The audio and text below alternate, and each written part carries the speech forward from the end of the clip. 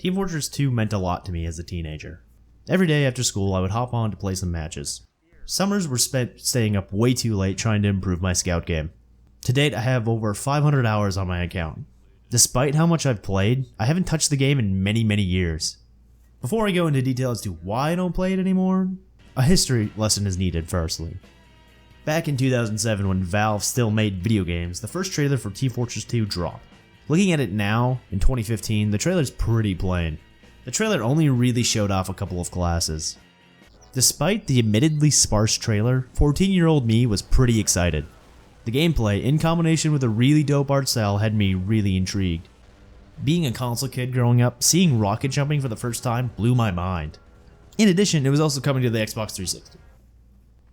After a few months of saving some cash, I finally got my 360 copy of the orange box. Team Fortress 2 was just an incredibly fun game. TF2 had this perfect blend of both class-based and arena shooters. There was nothing like TF2 on the market at the time. Every class was carefully designed to work with and against one another. It might be obvious, given the title, but teamwork is critical to winning. Each class has an important role to the team and objective.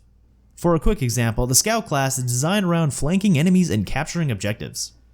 His low health, low range, and double jump urges the player to flank enemies. The Scout captures objectives at twice the rate compared to other classes. Each class has these little quirks that make them unique and fun to play. The community around TF2 was, and still is, currently very prosperous. TF2 wasn't just an incredibly fun game to play, it was pretty charming as well. While the art style played a huge role in this, the characterization of the classes was the icing on the cake. Each character had their own distinct personality. The charm of this game straight up infected the internet for a while. Webcomics, fan art, fan games, memes, videos have all spawned because of TF2. Back then, seeing anything related to TF2 was pretty inescapable on the internet. While still being tied to the console version, 14-year-old me ate it up. After some time, however, problems arose for me. Team Fortress 2 didn't run particularly great on the 360. Due to certification, updates were very slow for the 360 version. As a result, this version was extremely behind. Valve said that the 360 version would eventually get the heavy update as DLC, but that actually never happened. I knew that if I wanted to keep up to date playing this game, I would need to get a decent PC. I believed in this game so much, I was willing to spend a huge chunk of cash just to play it properly. After a year of saving up, I purchased my first computer in 2008, along with it my PC copy of the orange box. Shortly after the Medic update, I started playing the PC version. I found a great server with an awesome community, and the rest is history. Over time, each class had their own update. The updates would try and fix the classes by giving them a new set of weapons. In addition, new maps and game modes were often included as well. It was clear that Valve genuinely cared about the balance of the game. Each content update had several days of announcements that would trickle information slowly. This update cycle was ingenious. Each class update would get the community hyped and interested in the game again. Also, TF2 would go on sale for ridiculous prices, resulting in a ton of sales for Valve. Most importantly is that all these updates were free. Everything was great for a long time, but whether we knew it or not, a new item was introduced that would change the game forever. Hats were added in the Sniper vs. Spy update on May 21st, 2009. Hats are cosmetic items that replaces a class's headgear. At first, hats were really inconsequential. They were cosmetic-only items that managed to stay consistent with the visual style. However, over time, it got much worse.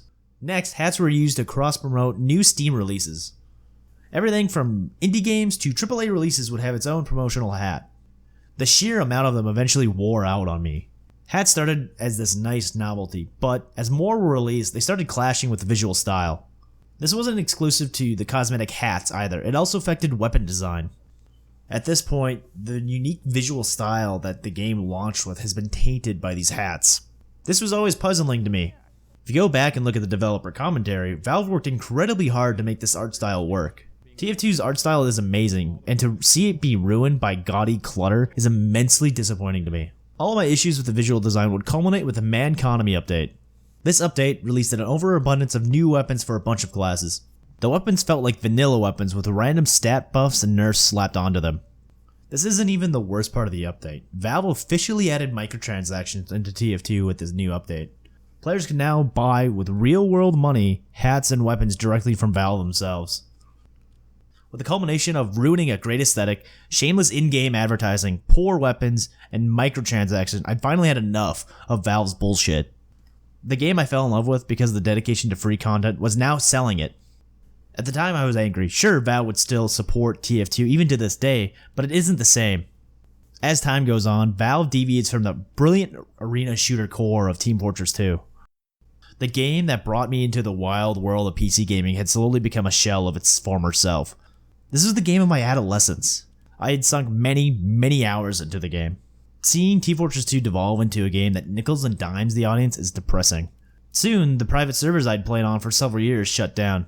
About a year after the Manconomy update, TF2 went completely free to play. It didn't matter. I already stopped playing at this point. Why did Valve decide to do this? I mean, the obvious answer is cash. Apparently, since going free to play, the game is more profitable than ever. But they had such a wonderful art style and stellar multiplayer experience. To throw that out for the sake of revenue is fucking disgusting. Valve can do what it wants with its products, but do you think the people who worked so hard on perfecting the amazing art style would be happy with the current state of the game? Obviously, going free to play has its benefits. The game's lifespan is extended much longer because of so. Team Fortress 2 is still being played today, in pretty big numbers still, but this is the video game equivalent of your favorite band cynically making a pop album just to sell more copies. The most recent update to the game prompted me to do this video and dive back in to see what's up with the game.